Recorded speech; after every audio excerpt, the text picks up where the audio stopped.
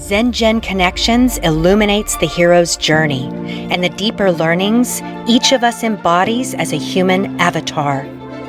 We forge our expressions during a finite lifetime as illusory individuals to reconcile and reclaim our eternal place within a greater collective. This unforeseen quest takes place on planet Earth during an epic time of great paradigm shift for humanity at large.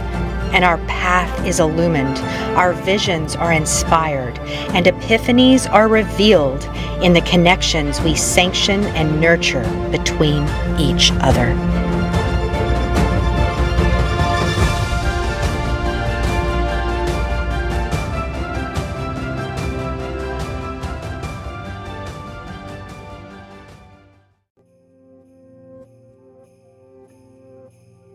Thank you so much for joining us again on another episode of ZenJen Connections. I am here today with someone really, really special, someone of great interest that I haven't talked about this part of my life very much on my YouTube channel or my socials. So most of you don't actually know that I actually gave birth to both of my children in a birthing center with no drugs. And this was a formative piece of my puzzle of becoming who it is that I am today. And so I am just really, really pleased and excited to introduce you to Julie Behnken, who is a postpartum doula. So special, such a transformative work for mothers and expectant parents embarking on that journey of bringing new souls into the world. And so, and it's awesome that she actually delivered her children in Austin, Texas, just like me. And I couldn't resist having her on ZenJen Connections today. So thank you so much for joining us, Julie. How are you doing, my dear? Thank you. I'm excited to be here. I am doing well. Yay! So tell me, was it I know that I actually wanted to become a doula in a period following my childbirths, one of which was a traumatic experience for both my daughter and myself. It was 37 hours of labor and with no drugs. It was very difficult and painful, in so many ways. And then whenever she was brought into the world, she did not breathe for the first 7 minutes. And we did not have a doula for that first experience. And I suffered greatly. There was a lot of healing that I had to undertake for my own self. And I had to do this while I was navigating the course of becoming a mother, an identity shift of epic proportions, And I can't tell you how much it would have really benefited me to have someone to help me navigate that sequence that I had no idea what I was getting myself into. Can you tell me something about what it is that got you into this work? Because that's what made me want to become a doula.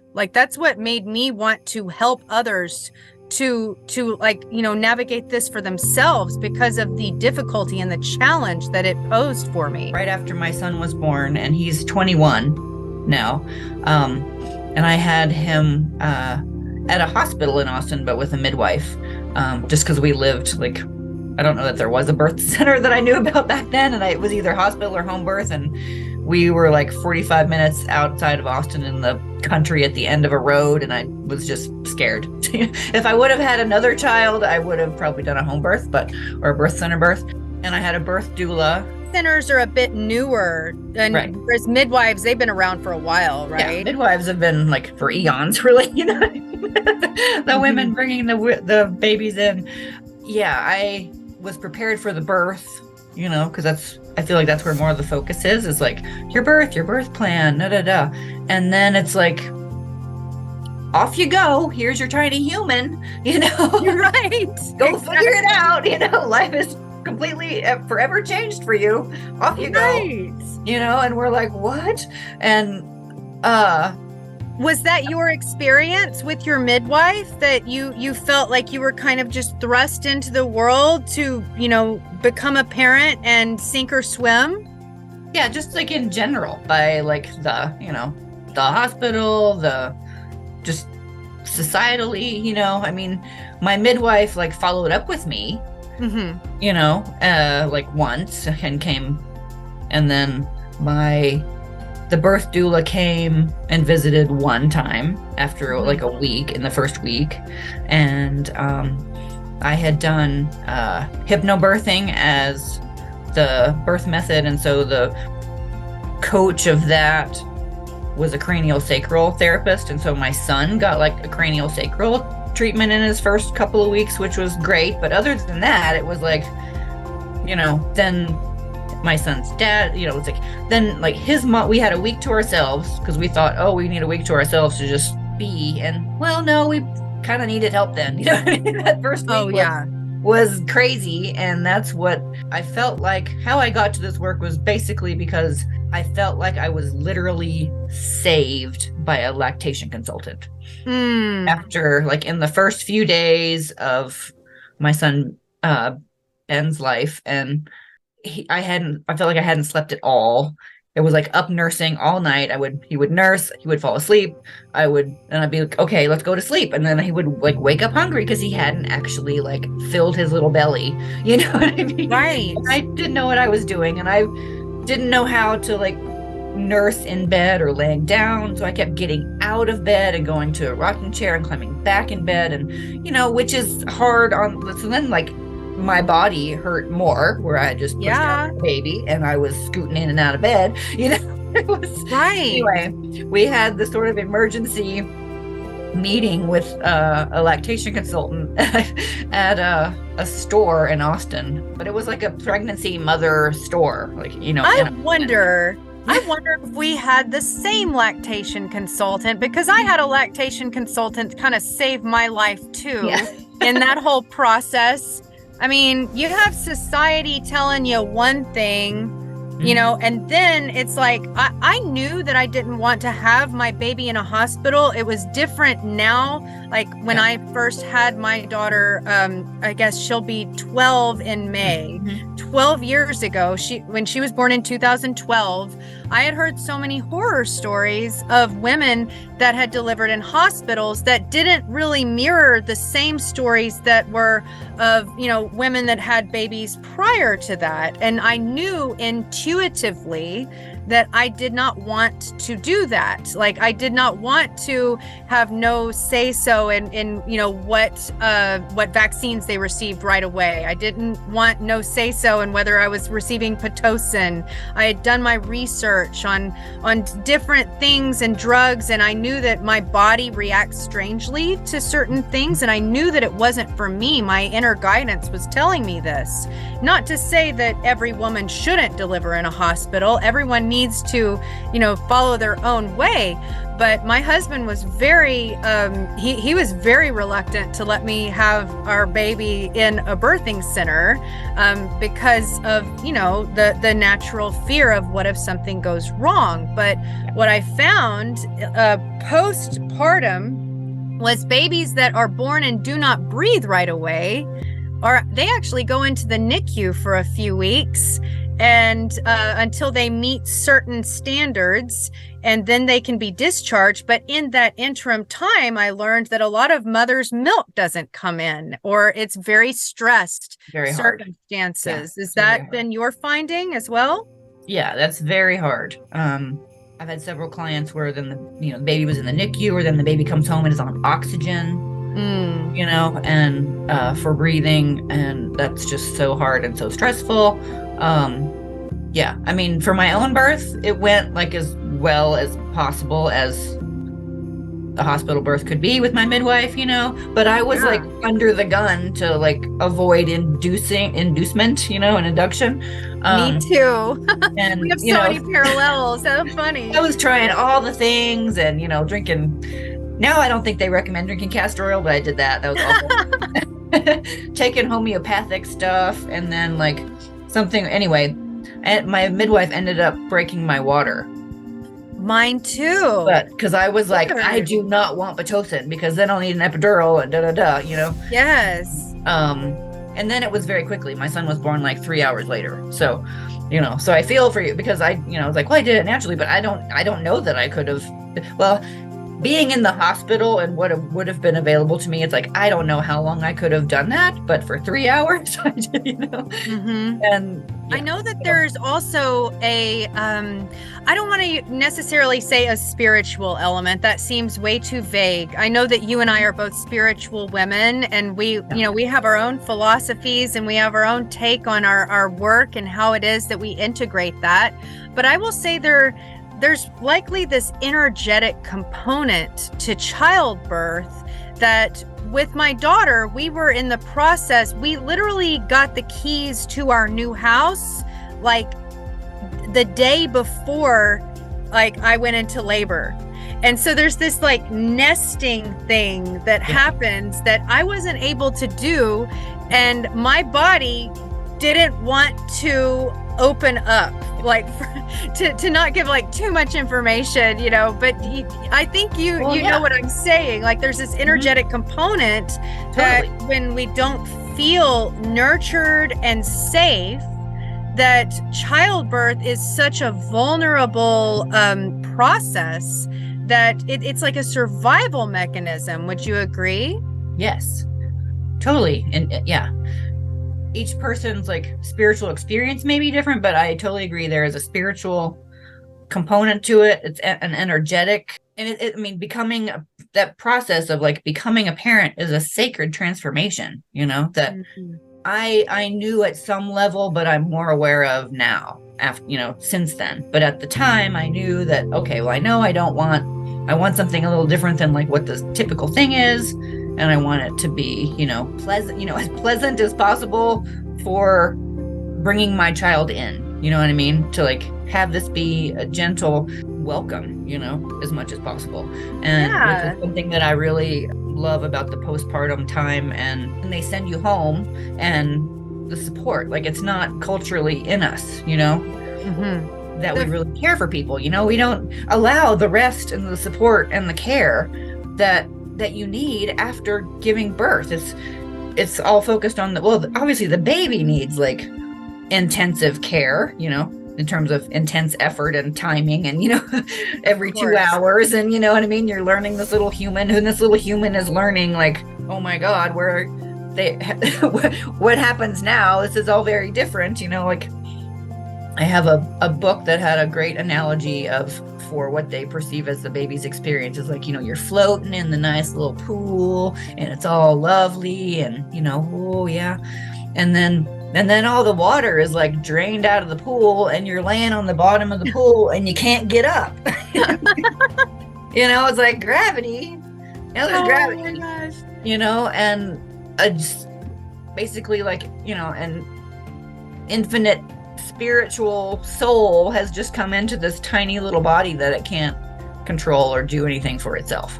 And by not really honoring that process, both for the little child that's coming in and for the mom, you know, and for the person who's just given birth, in that transformation of body and mind and spirit and life, you know, we just, okay, off you go, bounce back to life as it was. And I personally think it's just, that's why there's so much just overwhelming disease and, you know, we don't take care. And I was about to ask you, what do you think the consequences are of that in our society, like as a whole and as a collective? Because I know that every culture isn't like that. No, it's true. It's true. And, you know, the more that we learn and we hear experts say how, you know, like the first 3 years, especially, you know, I mean, expert wise, I mean, neuroscience proves the first 3 years are the most important. You know, your brain is like building millions of synapses every day.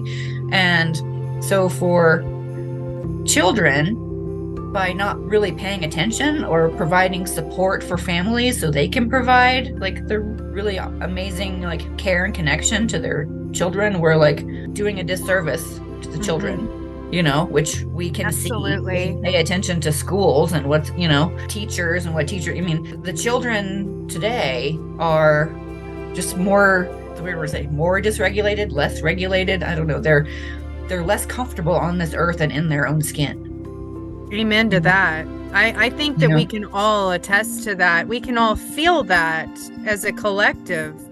And I think it became a whole lot more pronounced and like in your face post 2020. But I do believe that it was something that was always kind of like it's been there for a while. Yeah. Yeah, it's been there for a while, and it just got worse because then they were all like really deprived of touch and connection and social, interaction. Yes. And ooh, you just gave me like a download, Julie. Like deprived of touch and connection. That's kind of what 2020, what this paradigm shift kind of did to the collective.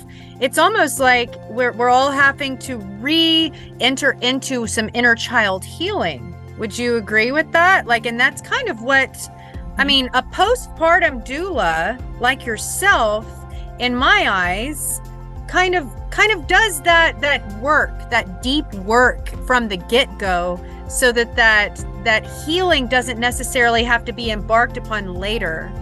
Like that in many ways that seems like the case, because we did receive services of a doula with the birth of my son in 2015, and it was an astronomically different experience. Like with the support, like she wasn't just postpartum, but like she did follow up with us after, but she was there in the delivery room, helping my husband, helping me, like boots on the ground, shirt rolled up, like in the dregs with us. And that was just such a powerful support system that I needed so much, because midwives are there to deliver the baby, and the doula is there to support the mom as well. Is that correct? Yes. And the partner, because, the partner is like key, Yes. and important, and is often considered to be the most important factor in like the postpartum experience in terms of feeling supported. But my husband would love you right now. He was hearing this. He's going to be tuning into this later, and he would absolutely love that. But it's hard to be that person because, like his life is turning upside down as well. Right. And having his own experience of life changing and role changing and relationship changing dynamic, and especially if it's first time parents, they don't necessarily know what's happening, so someone else to make sure that, that you are supported, that partner is supported to also better support you. Mm-hmm. Absolutely. And that was exactly what she did too. Like the first time we were going through this, my husband was exhausted. I had not slept in 2 days as I was going through. You can't sleep when you're in labor. That's impossible. Right. Yeah. And, I was like mad at him for being able to sleep when I was exhausted, So like our relationship was a bit strained, as is understandable. And then he stepped out during the later portion of my labor pains as it was like progressing and becoming intense, because he was like hungry, like he hadn't eaten in like a day or something, because he had been there with me in the dregs. And it felt like time is such a strange concept to a woman in labor. Like it's almost like time stands still and you're only like I guess it's like a rhythmic sequence with Mother Earth. That's the only way I know how to describe it. But it doesn't stand still for other people, like it's like life. I mean, not life as usual. Certainly it's an epic event, but you still have need for sleep and you still get hungry. And he stepped out for a breakfast taco, and I like let him have it when he came back in. I was like, where did you go? Because, I thought I was dying. So it's like, why would you abandon me when I'm like this? And it's, a doula can bring so much solace and security to a couple embarking on such a difficult transition, because it really is kind of a death of the old self of the individual, and it's like a birth of a family, especially when it's like the first one, you know?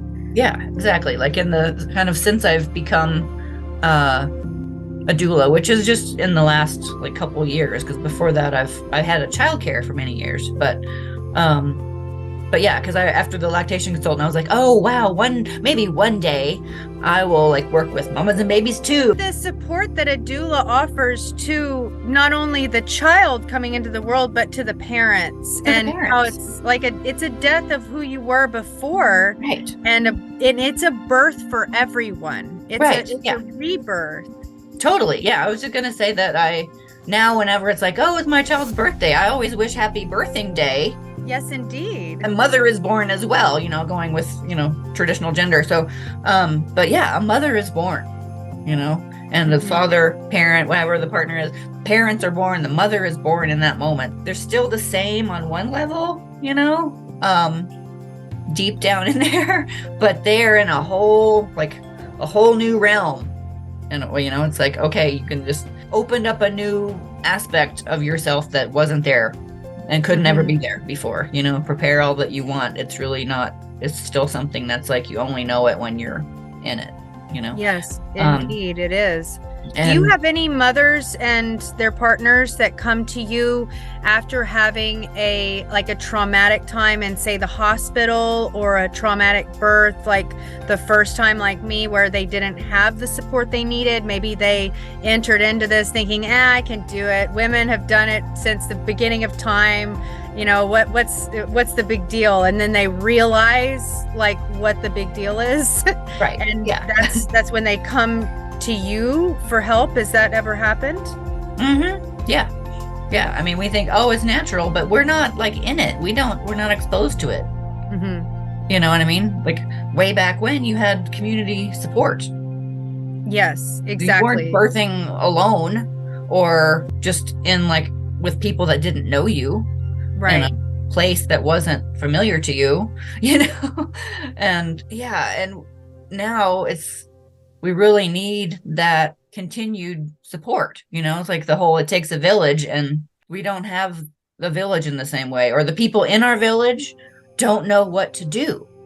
Right. People want to help, but that was the thing. Like, my birth went great. I came home. I had some support from like my son's dad and my mom, but it wasn't that helpful. Yeah.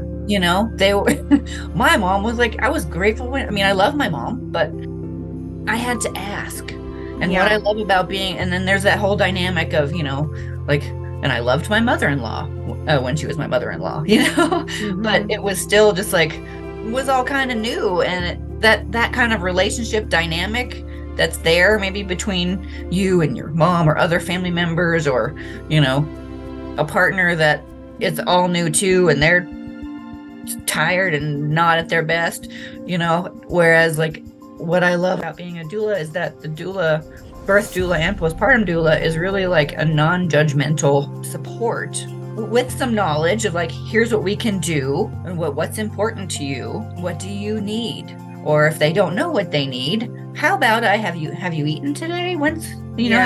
Do you need some water? Let me get you some water. If you're breastfeeding, you have to make sure you have a snack right there. Have you showered? Do you need a nap? Do you have warm, nourishing food? Good food that's easy to digest. It's important to have someone there that you don't have to ask for their help. Yeah, that they already know. Yeah, they recognize the signs because they're a professional, but they're also a compassionate individual that knows that you have gone through one of life's most difficult, trying, challenging processes. That's a miracle, but it's also like quite difficult, and it's impossible to do it well alone. Right. Exactly. And best case scenario, it's still traumatic to the body, I know mine's never been the same. You're healing forever. And I don't know any other thing where you just had a baby come out and a placenta, which was attached to your uterus. So there is a wound inside your body. And then we just send people home.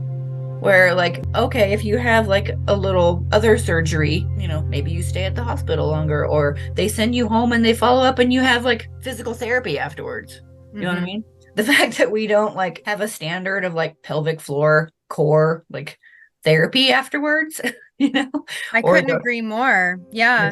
And the time for the rest and like actual nourishment, that when you had asked earlier about kind of how we see that in society, for you know, so many women end up with like autoimmune disorders like after birth, postpartum, and later, you know, because tell me more about that. That's not one I've heard about. But I do suffer from autoimmune dysfunction. So, and I did have traumatic births. Mine was like years later, but yeah, I've had, you know, hives and things and, you know, allergies I had to address that all of a sudden were just like, you know, and there's a saying, and part of why postpartum, when we hear about the first 40 days, you know, which is sort of a traditional time period of postpartum goes beyond 40 days, but those first 42 days are like critical, you know, for really healing the body. And, you know, because we're in a weakened state, you know, because we've just had this big shift to our body, and body's trying to get back together. So we need rest, support, and a part of the care is nutritional, because, you know, a lot of us enter into pregnancy with like some sort of like vitamin or mineral deficiencies of some kind. Right. You know, because it's all been leaching from your body and going to the baby, right? Yeah.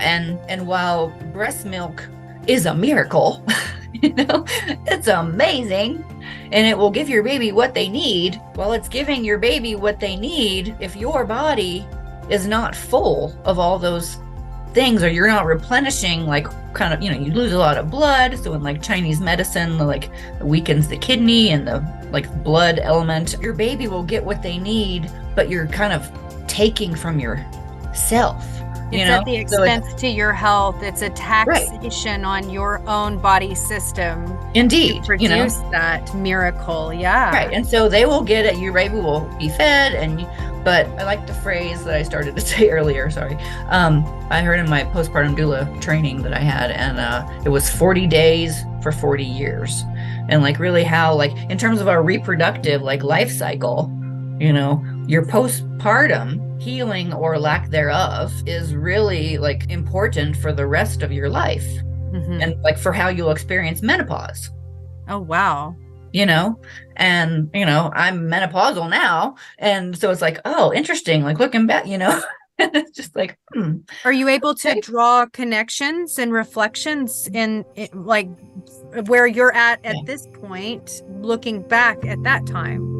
Right. Well, and when I was like 44, I'm 54 now, like 10 years ago. So it's like perimenopause time is when like I had like all these like flare-ups of things were happening, you know, and I feel like I've eaten wheat and like cheese and ice cream like every day of my life until then, you know, and it's like I can't tolerate them anymore because maybe I just couldn't or didn't really know, but then it was my body just sort of reached like a critical, like we can't do this. And how all disease is like kind of comes back to inflammation, and by not healing ourselves and depleting ourselves, it can cause inflammation in the body. If you just kind of look at so many like issues that seem to be gendered, you know, I mean, not that men wouldn't experience like fibromyalgia or, you know, lupus, or, you know, Hashimoto's, you know, things like that. It's you see like extremely like more cases in women and women that have born children. Bear children, childbearing women or who are experiencing these issues afterwards, but it's years afterwards. So not necessarily any connection is made by like the FDA or the medical communities. Is that kind of safe to say? I believe so. Yeah. I mean, I'm not a scientist, and the person that I trained with was like all about data. I'm not like, just kind of like, tell me what it means, you know? But there are a noticeable percentage of women who end up with autoimmune issues like within the first 5 years, but the fact that it can go on longer than that, especially if you have like more than one child, Yes. I have one child. So yeah, maybe it took longer. I'm not sure, but I certainly know that period of time was not as helpful as it could have been. We all made it through. So, as people would say, I turned out fine, or my son would say, I turned out fine. It's just like, and giving what our attitude about like, and it's a whole other conversation, but like the state of our food system and how we just kind of will treat in our general medical model of treating symptoms and not like a root cause. Food is medicine. You know what I mean? Like breast milk is medicine. It's like healing. It fills your child. If you're ill or whatever, they're ill, there's like communication and your body will produce the antibodies that they need, and it will like fine tune to what your baby needs. And we need that too, but we have to give it to ourselves. Whenever I was delivering my daughter, I was only given a certain amount of time off from work, but through like FMLA and everything, and I know that in comparison with other countries, it was like, whoa, we only get 6 weeks. In other places, they're getting 6 months, 2 years. In Australia, I remember reading. Yeah, it's like 18 months in Canada, I think. And that's just like our neighbors, and we're giving women 6 weeks to, if that. and that's basically just from a medical perspective, right? Of like, right. Oh, you just need to heal the wound inside of your body, and then you need to get back to it, Yeah, and but you're not normal. If you've had a baby, 6 weeks in, you are not normal. Oh, it was horrible, Julie. You're like I couldn't fathom going back to work after what I had been through, And I did need more time, and that I do agree with you. It was just another building block that led to some terrible nervous breakdowns that I suffered, having to be launched back into this sequence, and now I have a daughter to care for, Right. It just compounds the situation. Right. Well, and then, add to that, if you experience, I feel like all new parents have a level of postpartum anxiety. I agree with You're that. worried and nervous, there's but if you really have postpartum anxiety or depression, then that is a factor as well, going forward and for any future births, and if we aren't nourished when we're pregnant, then getting pregnant again. I don't have a factual source for this, but I feel like I read somewhere that getting pregnant again, maybe it was within 3 years. If you're pregnant again in quick succession, your body hasn't really fully rebounded or gotten itself back together, and you're pregnant again. And then so there's more depletion of your mineral store. That's what gets me on my soapbox is by providing childcare during the pandemic. I'm kind of shifting that a little bit, but topic-wise, which I know was helpful to parents. Oh yeah. To bring their children to me. But I really saw how stressed and undersupported parents were. And I knew that to be true anyway, that it's just hard to be a parent of a young child. But that was just oh my God. I need to help the parents. And the postpartum doula is really there to mother the mother. You know what I mean? So that she can mother the child. I like that. Mothering the mother is the role of the postpartum doula. That's really beautiful. And it's like the weight of the world on your shoulders when this little being arrives and their life is literally in your hands, And that's a lot of pressure too, to do it right, to do it well. And a little mothering received by the mother in that circumstance, it's going to really have some amazing, wide-reaching ramifications for the rest of that child's life, and the family's life in general. So I see the work that you're doing as rippling throughout generations, and bringing that good that good energy of service and support where it's most needed. Yeah, well, because I really believe that if we change the way we parent children, and being a parent starts with the parent, you know, it's really like you and your inner work and your way of being and your, you know, the whole like put your own oxygen mask on first, but taking care of yourself so that you can be what this child needs, you know, by changing how we parent children and changing the parents, we change the world, because then the children are growing up in a way that's supportive, actually supportive to their development. You know? Right. The parent is in a place to where then they can be more the parent that they want to be, and that they can be the parent they want to their child needs. Because it's really hard. You know, I know when my son was young and I was working a really long time, and I worked in a school, and even when I had childcare, often my son like kind of lost out because I'd given the best of myself to other people's children all day. You know, and then I was tired and he's tired, and you know, I wasn't my best self. So Yeah. kind of what I do now, and then informed by like my time as a childcare provider and like the Waldorf philosophy, and hoping to which I did for my childcare, and then now like even I'm trying to start even earlier, you know, go back to just bringing children into the world and supporting the parents in doing that. When I saw that on your website, Julie, that it is Waldorf inspired parenting preparation and parent coaching on your website, starsongpostpartumbeyond.com. And I wanted to ask you, I've heard over the years the word Waldorf thrown around, but I can't say that I know what that is. So I hope that you will enlighten us about that. Yeah, because it's what I wish I would have known when my son was born. You know, I'd heard of Waldorf education. It's like a education. Waldorf education is usually how it's referred to, because there are Waldorf schools, like there are Montessori schools or Reggio Emilia schools. They're kind of the main like alternative educational philosophies. Alternative to like public. Alternative to just like public school. Yeah. Gotcha.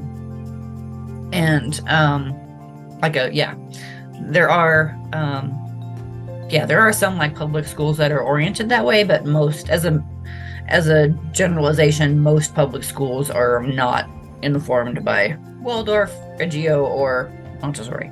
And they all have similar things and differences. So Waldorf education or sometimes it's called Steiner. Waldorf schools are Steiner schools because it's based on Rudolph Steiner, who was an Austrian like philosopher genius. He had like things to say about medicine and agriculture and society and the human being, and his philosophy is called anthroposophy, which is sort of like the wisdom of humanity, you know. Like wisdom of mankind, you know, but yeah, for humanity. Interesting. No, I have an anthropology degree. I'm curious. Okay. I'm amazed. I've never heard of him. Anthroposophy. Anthroposophy. Okay. Like philosophy, like there it is. The osophy and the, anthro. And the anthro. Okay. So like the philosophy of humankind. And I'm with you. Yeah. Okay. But it got to the Waldorf name is associated with it because in the first Waldorf school was at a Waldorf, I think it was Waldorf Astoria cigarette factory in Germany after World War I. So World War I was like horrific, and the owner of the cigarette factory wanted a place for his workers' children to be. So that they could be at work. So they could be at work, but also just he reached out to Rudolph Steiner, and they worked together because we need something new. It was like really born of like healing. Waldorf education was like started to like heal the world after World War I. That is so interesting that it was birthed in a cigarette factory. I know. Of all places. That's amazing. Like, okay, it sounds like ew, but I like that. It's unlikely, or it's not what you can't make this stuff up, No. Right. It's Back then, no one thought cigarettes were unhealthy, I don't think. Yeah. But in terms of like what the world had just done to itself, right, the whole man's inhumanity to man. Yeah. It was like, we need something different. And so Rudolph Steiner's like helped develop this school and train teachers. And what drew me to it, because I've worked in Montessori as well, he acknowledges the like physical, emotional, and spiritual sense that we all are. It's not a religious education, but there's a spiritual element to it. Mm-hmm. Honestly, it came from Germany and he's from Austria. So historically, a lot of the images or festivals were rather like Judeo-Christian oriented, Mm-hmm. And that's been a criticism, but I would say in recent years, there's a profound effort from the Waldorf community to expand that, Sure. but it's not like a religious education. Like I said, it's more the inner work of the teacher, which then to me is like, parents are their child's first teacher, the important adult in a child's life. It's our inner work to port them into being. It almost has like some reminiscent points to human design that I know that you and I are both very passionate about as well. It's like what Ra Uru Hu said, that this that I'm teaching you, this is actually for your children, but I have to teach you so that you can then give it to your children. It's really going to help them more than it's going to help you, because you are already conditioned to this, adult state of like, tormentation that, but if I give this to you, this is going to be a gift that you're going to be able to bestow on the next generation. And I have to give it to you so that you can. Is that kind of a similarity with the Waldorf philosophy? Yes. And that's like part of why it feels like two separate things that I'm trying to bring together. But, I'm a manifesting generator in human design, so I want to combine many things. I love all that. But because I don't know that they're like, to me, they're closely enough related in that way that you said, and can inform each other. Mm-hmm. Because human design, by knowing ourselves first and knowing our energy and way of moving through the world, and then understanding our child's design, we can support them accordingly, as opposed to trying to make them just the way the world says we should all be manifestors, which we're not. Right. Or we shouldn't pay any attention to our emotions, but we should. So for the parent, like both being kind of in line with themselves and the importance of the parent, and Rudolf Steiner says that who you are with the children, so with your children, is even more important than what you do or say. I mean, what you do or say is important, but who you really are when you're with them, And so because the children are learning through imitation, they're seeing what you do, they're hearing what you say. They're, especially young children, they're like energetically very tied to it. They're not really separate from us until they're like 3. Like when your child starts to say I, that's like an incarnation of their own little like I being that is not there before. They are still part of your energetic field before then. When they don't have their own I, they don't really feel like, they don't know technically that they're separate from you. Oh, wow.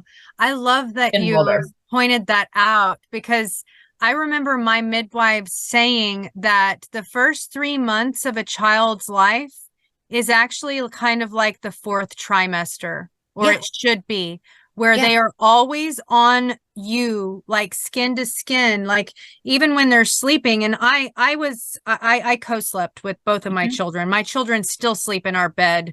Like, bless our hearts. It's been they're like 12 and almost 8. And but I'm a proponent of that. Like I've done my own research as, a hunter-gatherer societies that we have lived in for thousands of years. Like that's just how we are evolutionarily designed to exist. And I happen to know that Western society that has told us like recently that you're supposed to put your kid in a crib across the house, that's actually something that is in my opinion, is what can catalyze things like sudden infant death syndrome. I've read up on these different reports about hooking up the EKG monitors of your child's heartbeat and how it actually syncs up with the person that they're skin to skin with, and it's almost like teaching them on a physiological level how to be rooted in this 3D plane, because we're all from a source of oneness, and if we don't root them here in this plane, they'll simply drift back from whence they came, that we're all a part of, and like I am a strong believer in all of that, but it's so interesting, like hearing you say that, like, until they're 3 years old and they recognize themselves as an I'm an individual.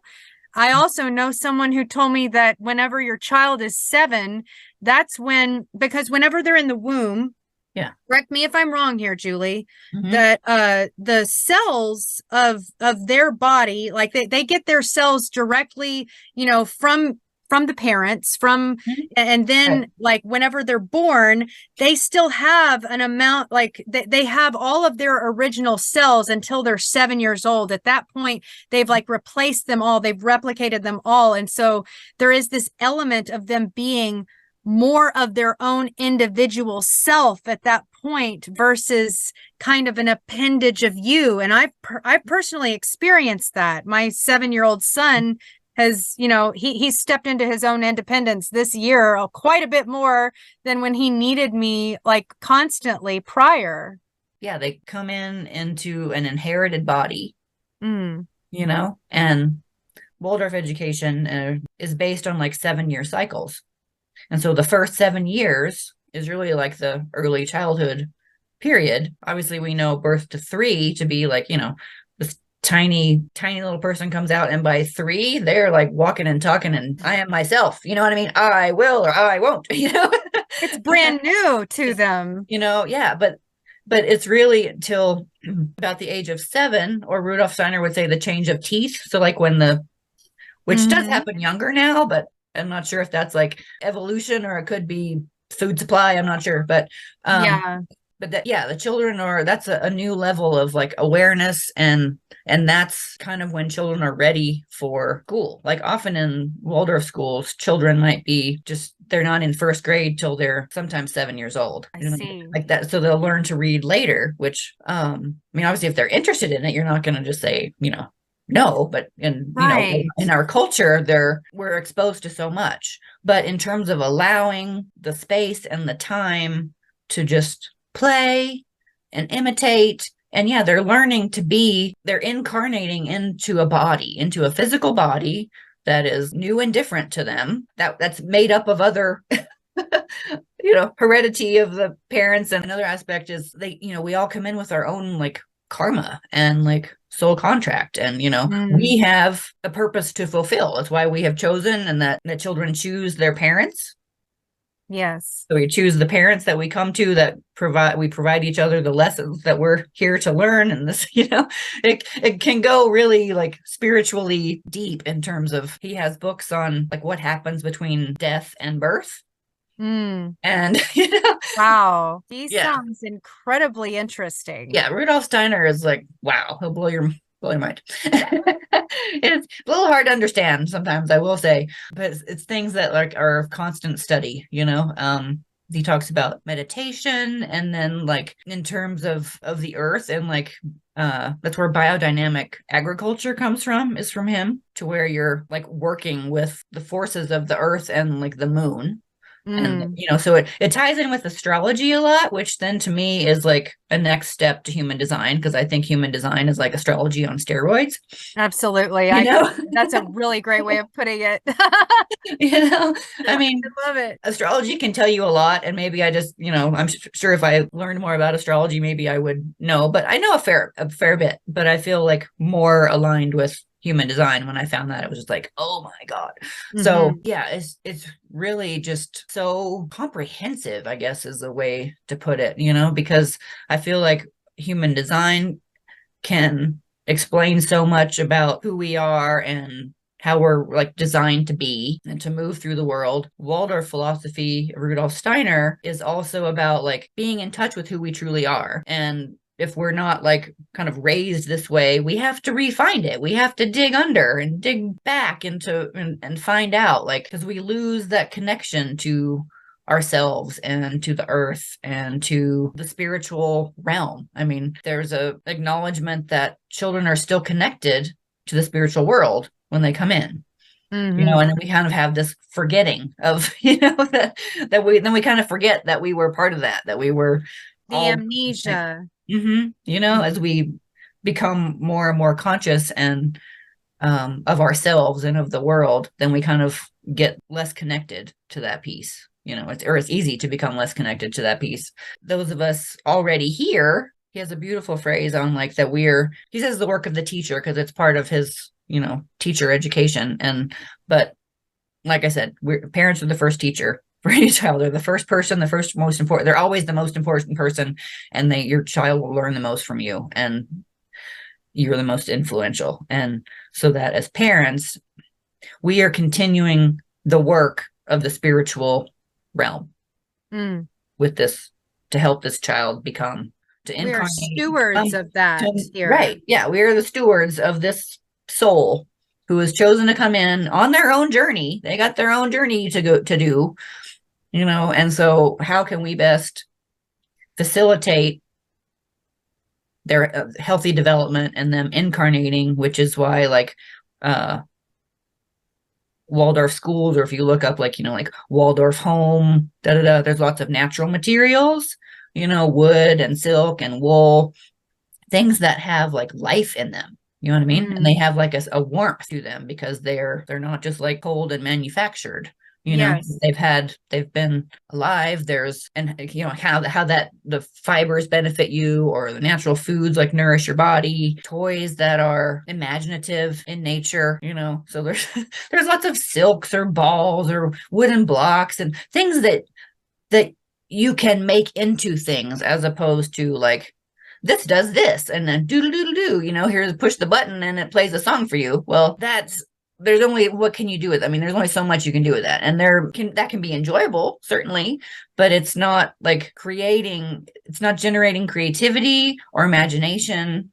And, I feel like so much of our world is like unimaginative. It's hard for people to like think and come up with new ideas, or to consider that an alternate view of something is acceptable. Because we can't like imagine a world any differently than the one that we're in. Right. The one that's shown to us on a screen 24/7 now, it seems. Right. And yeah, you said it correctly that I think that we're forgetting and that muscle, for lack of a better word, that muscle of creativity is atrophying. And as we are not using it or engaging our children to use it at a time when their minds are most pliable and they're like little sponges to, and they're still within, they're part of our orbit so much that if we are constantly focused and fixated on a screen, then they too will be modeling that behavior, and it's going to spiral from there. Right. And children don't come in with like filters. You know what I mean? Just think of like all the like sensory input that we have like all day. And they can't filter that out. And so they've come in from this like kind of muffled, they could still hear things and will recognize the voices of people that they've heard in utero. But once they're out, it's like a whole new level of like sound and light and input, and they're trying to determine like what is real. And so by, seeing our face and feeling the hands that are touching them and swaddling them or changing their diaper and how those hands are, right. And what is real, and hearing our voice or hearing us sing, everyone should sing to their children. They don't care if you can sing well or not. Sing to talk and read and sing to your children. Because that is like there's like a resonance in what is real versus like a recording or is digital. You know what I mean? And Mm-hmm. so just seeing something on a screen or hearing something online or on TV or whatever, it doesn't have the same, there's a different frequency because in person you feel the frequency. And there's another like bodily thing that I learned was that when we're with someone, when we're in the presence, that your larynx, if someone is like talking or singing, your larynx is sort of like imitating. You may not be making sound, but your larynx is like imitating that. And that doesn't happen if you're hearing, you know? So I know what you're talking about. It's the yeah. tuning fork phenomenon. Mm-hmm. And our larynx is Yeah. like that, right? Where if you strike a tuning fork on this side of the room, one that you haven't struck on this side is going to vibrate. Yeah. And we as humans have the ability to affect each other in this way of resonancy that the digital sound does not replicate, I believe. Is Right. that what you're is Yes. that what you're saying? Right. Yeah. It's still pleasurable to listen to, but it doesn't have the same effect. And so for infants and young children learning to speak Right. and learning the language, and you know, that's like It's not that's a helpful. substitute for that, for being spoken to, and how Right. important that is. How interesting. I know. Yeah. I mean, that's why like children whose parents like read to them have a way better vocabulary at age 5 than children who don't, who aren't, you know, Right. really spoken to. And Even if you're putting them in front of like ABC Mouse and they're like going through all the modules one after another, they're not going to be receiving the same kind of enrichment that a child who is just being read to. I think you alluded to that earlier in our chat, Julie, that I think we push our children to excel academically, like for an egoic purpose, being the best country in the world, or we've got to beat China or Russia or whatever, you know, like, and we like thrust our kids to perform and to learn to read at way too early of an age. I remember one of our early childhood development teachers in my daughter's preschool. I loved her so much. She's like, don't try to teach your daughter to read right now. She is exploring her sensory and extrasensory abilities, and that's just going to clog up the works. And honestly, you can teach a 3-year-old to read, but they're going to decide they don't like it, and they don't have any kind of context to like their life as a human, so that reading material is meaningful. And that spoke to me so much. Like it was like, wow, you're right. Like she needs to be doing other things with her little mind right now. Yeah, they could memorize the alphabet and what this word is, but it's not the same level of understanding that's going to be there if we wait a little longer, to where like, the mental capacity is there and like abstract ideas can be taken in. Young children they need like concrete things. And I love most Waldorf schools will say that they're about showing children beauty, goodness, and truth.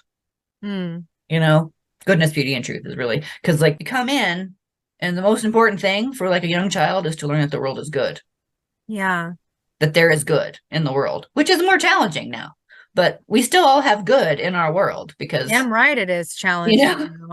You know, it's really hard to, you know, which is a whole other thing about it in terms of like delaying media and not too much like adult concern, because a child seeing what's happening across the world can't take it in the same way that we can. I mean, it's awful for us to view and watch and hear about, and to know that it's far away, but also to know like how this affects us and how maybe we can help, or you know what what factors are in play. But a young child, or hearing about the like environmental, it can be desensitizing after a while. Like I feel like my son is rather cynical for a 21-year-old with what he's just, you know, graduated high school in a pandemic and all these things. He's a little, you know, he's a little cynical about the world. And I can only imagine, you know, and but like a young child will just, that's just like overwhelming and scary. And as their mind and their body are developing, it needs to be doing so not from a place of fear and worry and like trauma and stress, because that's going to take its toll on that little human. Yeah, if that's like your formative period, then that affects, it takes a lot of work to kind of work back through that, like you were saying, that we're working on our inner child a bit. And There like, it is. I feel like it's interesting to me that my son, I was 3 months pregnant with my son when 9/11 happened. Oh, wow. And so he was kind of marinating in that a little bit. And we were like in a financial crisis, personally. And I remember like I was just like glued to, the news at the time. I had to, at one point, I was just like, I consciously had to just like stop, because I was feeling so much anxiety and stress, and just, what we were all feeling if we were alive then, that I was like, oh, I have to breathe. I remember just like, I have to protect my baby, from this. That instinctual side, and you kind of overtook the, I guess it's a desire, an urge, a compulsion to tap into the horror that's happening in front of your eyes, that really none of us we can't truly escape from it, because it is a reality that we find ourselves within. But I know exactly what you're saying. When I was 7 weeks pregnant with my son, that was when my younger brother committed suicide. And it was such a shock to our whole, I mean, we have such a small family, and to lose him at age 20 was, it was awful, and it was just, it shook my entire world from the foundation up. And to go through something that is traumatic, like whether the entire country is going through it, like 9/11, or it's like this isolating experience of just me, myself, and I'm alone with a 3-year-old at home, and another life growing inside of me, and I'm dealing with death, in my 3D world, like, and loss and grief, and it paints your whole pregnancy in a way, and you don't really know where the grief begins, and the hormones are at play. And it's very confusing. And you get worried that your baby is going to be subjected to all of these emotions that you are like simmering in, or marinating in, so to speak. Right. Yeah, completely. And so our care of, pregnancy as well could like be done better, but I feel like now there is a good amount of focus, I think on like taking good care of yourself when you're pregnant, and there has been for a while. And then I remember, like, because I didn't know about Rudolph Steiner when my son was very little. He was like 7 when we finally got there, so he was 7. But I'm glad, and he was at a school for like 5 years. But I'm glad he had that time, and I really missed it for him. There was a good like community of parents, and like the whole educational thing is cohesive. Like they all know like how all the pieces fit together, as opposed to here's just these random classes from teachers that aren't all talking to each other and nobody knows anybody. Was a big shift. But one of his classmates was born on 9/11. Like, planes are bless her crashing heart into buildings, and his mother is giving birth, and so we were just having a conversation. I mean, that's like all of the, like so many of these children came in, and it's just like, well, they've chosen to incarnate at this time. On one hand, it's really scary, and I'm just like, oh, he was just in that, like what you were saying. That's kind of where the human design plays in, though. Wouldn't you agree, Julie? Yeah. Like where we're born with these, I mean, Ra Uru called them crystals that were, I guess, magnetized by the magnetic monopole in our identity center. But there's one crystal that's the personality, and then there's another that's the design. And one of them, I'm mixing up which one is which, but one of them is like recycled through the ages. And this is, these are the past lives that we've lived and the karma that we've brought with us. And then there's another one that it's like, this is never going to be ever again. This is a unique facet of your individuality. It's never been before, and it will never be again. And you're right. Whenever these children were born into this sequence of life, like they chose this life, just like they chose us as parents.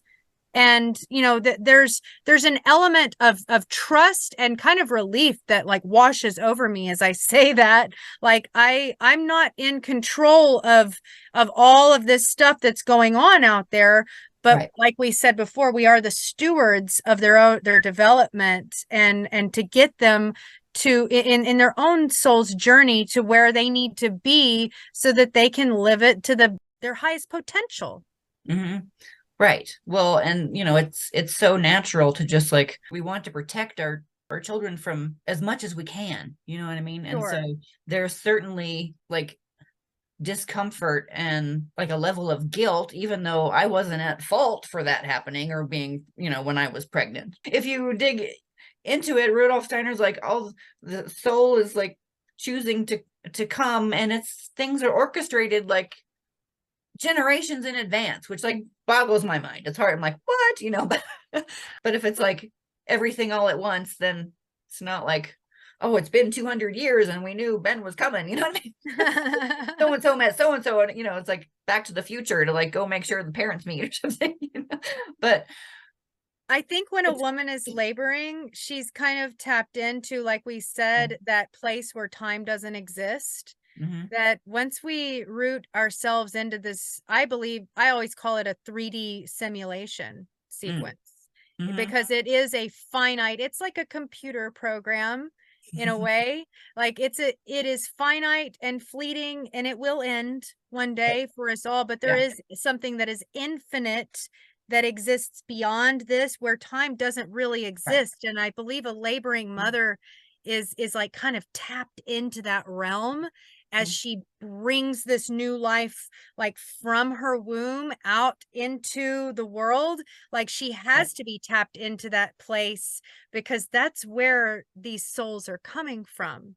Mm-hmm. And so it's like, yeah, there's some element, I don't know how much of like Dolores Cannon you follow, or like there is this space, this realm that's not this 3D simulation of time, where it's like we're all oneness and we see all, we know all, it's already happened in essence, but it's like playing out in sequence in a timeline so that we can experience the limitations of being a human avatar on planet Earth.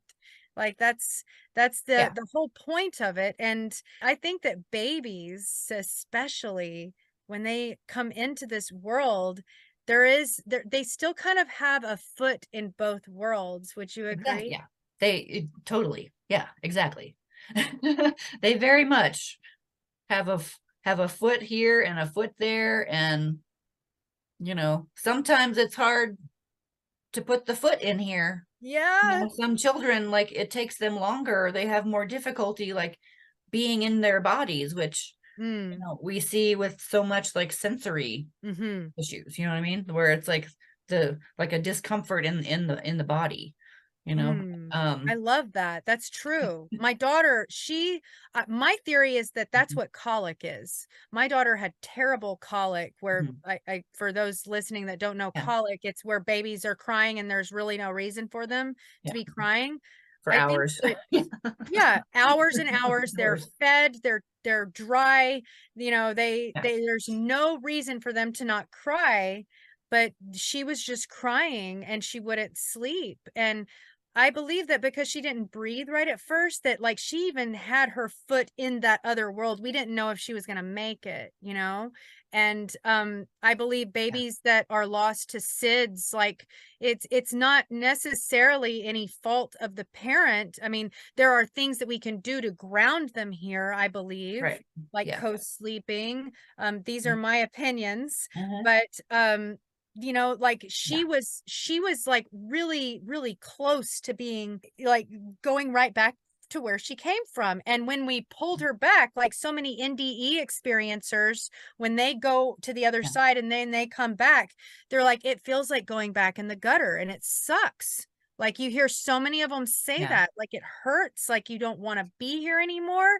And I think that that's why she just was crying uncontrollably for weeks, like when she first got here, Right. Yeah, I can totally see that. You know, we've met all of their physical needs, Mm-hmm. but they're like, why am I having all these physical needs? Or, Yeah. it's like they're not comfortable, Right. What is you this know? physical and why does it have needs? Yeah, right. Right. And so part of what I love about applying Rudolph Steiner to postpartum, like I was saying about like the delaying of academics and things, it's like really focusing on play and movement and letting children like be in their body because they're playing stuff, they're like imagining, they're imitating what we do. So like there's a lot of like archetypes of like physical work that we don't really see in our culture anymore, you know what I mean? Mm-hmm. But by carrying heavy things, children love to like, oh, I need this log over there, you know what I mean?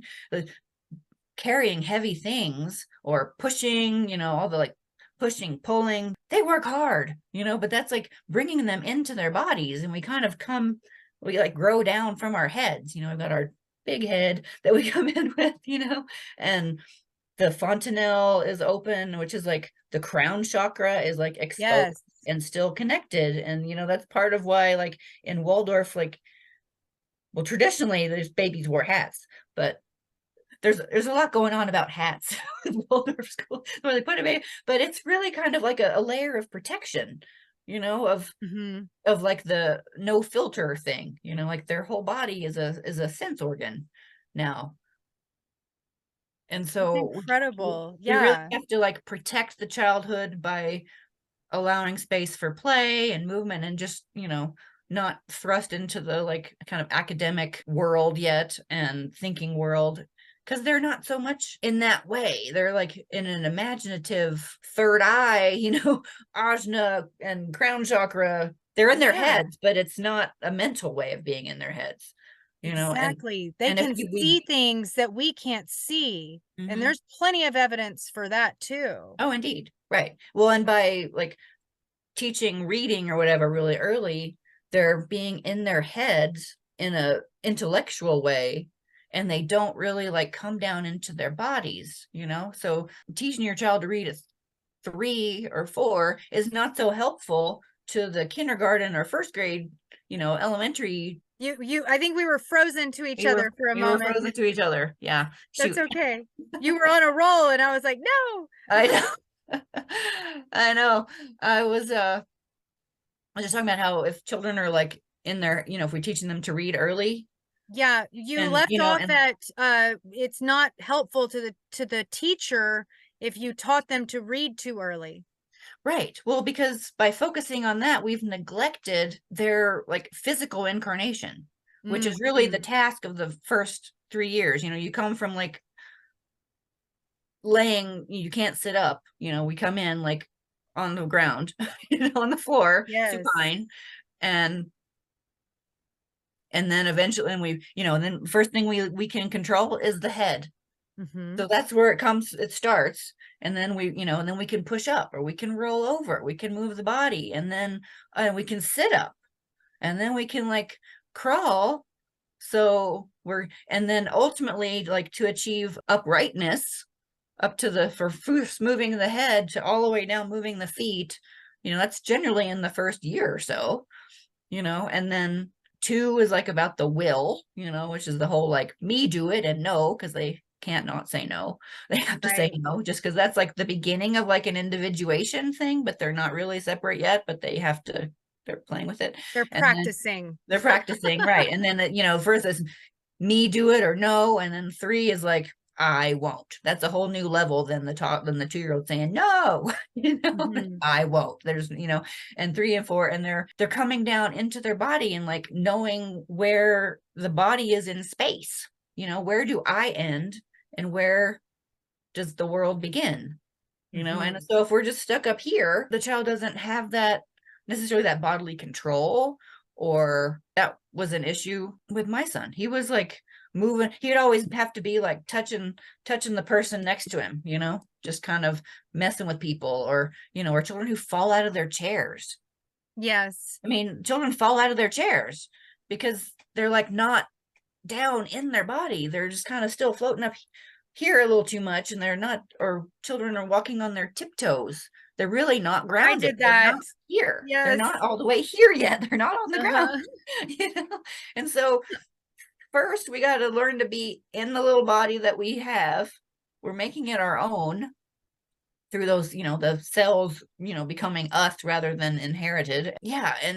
And how to be a human being, how humans relate to each other, how a conversation works. You say something and you wait.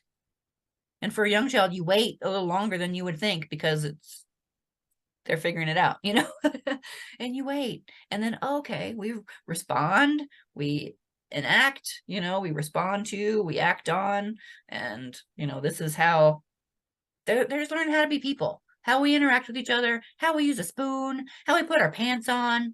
If you send your child to school and they can't do those things, then the foundation for like learning like abstract concepts, and it's quite ridiculous. The thing is, like, it doesn't make sense. How do we expect a little child who's supposed to be running and playing, because that's how they're learning and digesting the information? You really have to like digest what comes in. And so, yeah, and if they can't like digest what's coming in, or they can't like be in their body, they're not going to be effective to hold a pencil the right way and be able to write their name, or for their eyes to track on a page to read. That is super true. It's like trying to build a house without building a foundation. It's like trying to start with the walls first, and what's going to happen in that metaphor, but it's going to crumble at some point. Maybe you'll be able to keep it up, to some extent, but the very first shock wave that hits that structure it's going to crumble it. And I think we've touched on exactly what my first question was, is what the ramifications are, what the consequences are to the collective when we are not giving enough of this attention, this support, this service of really building up the human being from birth, and building up the mother and the partner to that human being that has come into this world. Like without that, these human beings, like many of us, are crumbling. We're seeing higher rates of anxiety, depression, suicide that has negatively impacted my orbit in huge ways. Like this is the effect of not starting at the ground zero and doing the work the right way from the get-go. That is